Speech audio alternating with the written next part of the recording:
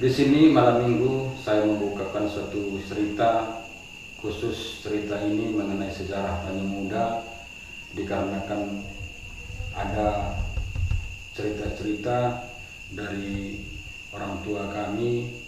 Jadi saya salurkan ke kita semua supaya cerita sejarah ini dan peninggalan dari Tanjung Muda ini tidak hilang untuk saudara-saudara, khususnya orang Karo, bermarga khususnya lagi marga Sembiring Maliala untuk anak cucu kedepannya. Di sini saya membuka cerita mengenai Tanjung Muda. Tanjung Muda ini adalah sampai ke saya sudah 8 keturunan. Di sini saya buka cerita pertama. Sembiring Maliala ini awalnya turun dari gunung, dari Sarinembah.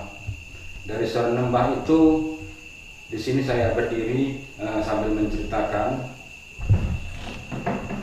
Sarinembah. Cerita Sarinembah ini ada 3 bersaudara turun gunung Sarinembah. Yang tertua itu meninggal di tengah jalan. Jadi tinggal 2 orang lagi dikarenakan lebatnya hutan.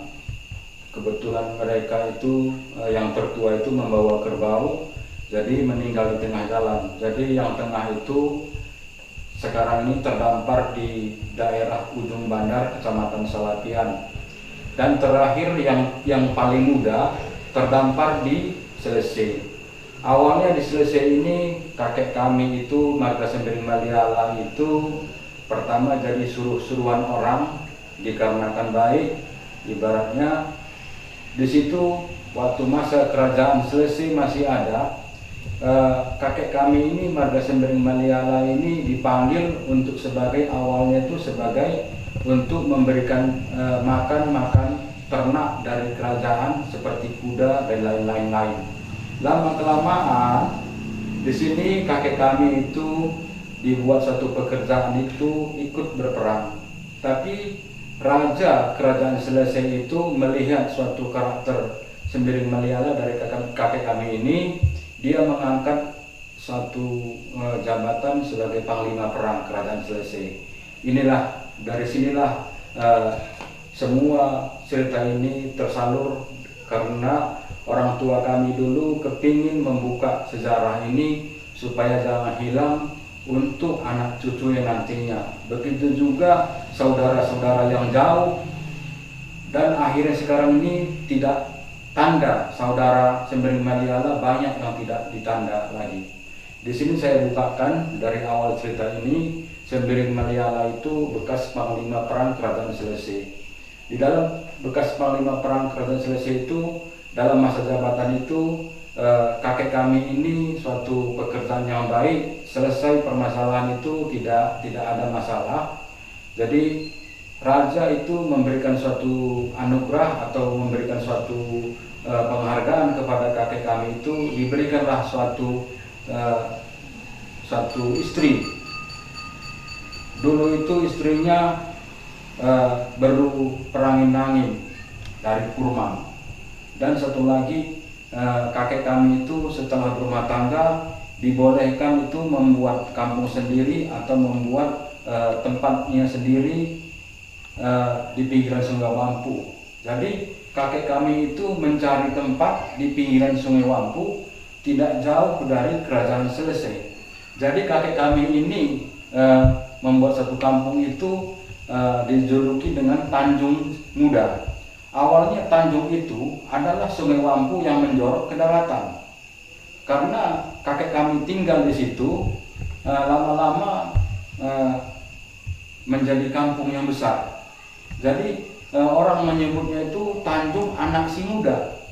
Artinya Tanjung itu air Sungai Wampu yang menjorok ke daratan. Anak si muda, kakek kami kebetulan dari Serenembah itu anak yang termuda. Itu maka Tanjung Anak Si Muda. Lama kelamaan Tanjung Muda itu disebut Tanjung Muda.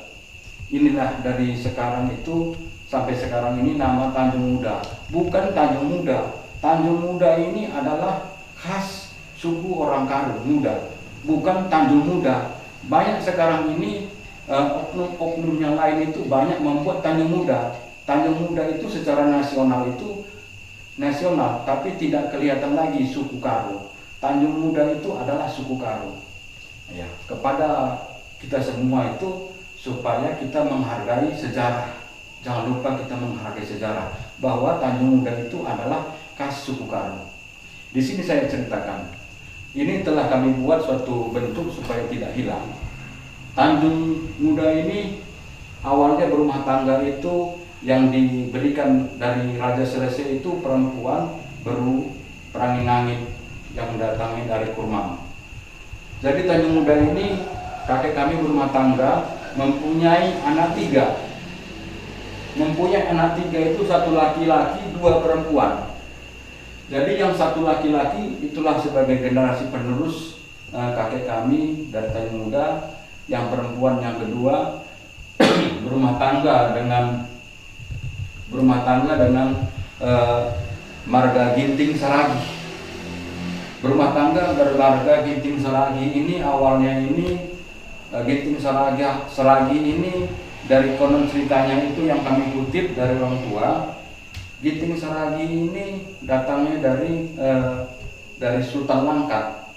Disebut orang Karo itu juakan Sultan Langkat. Inilah Ginting Saragi berumah tangga dengan anak kakek kami yang marga Ginting Saragi yang mengambil yang kedua.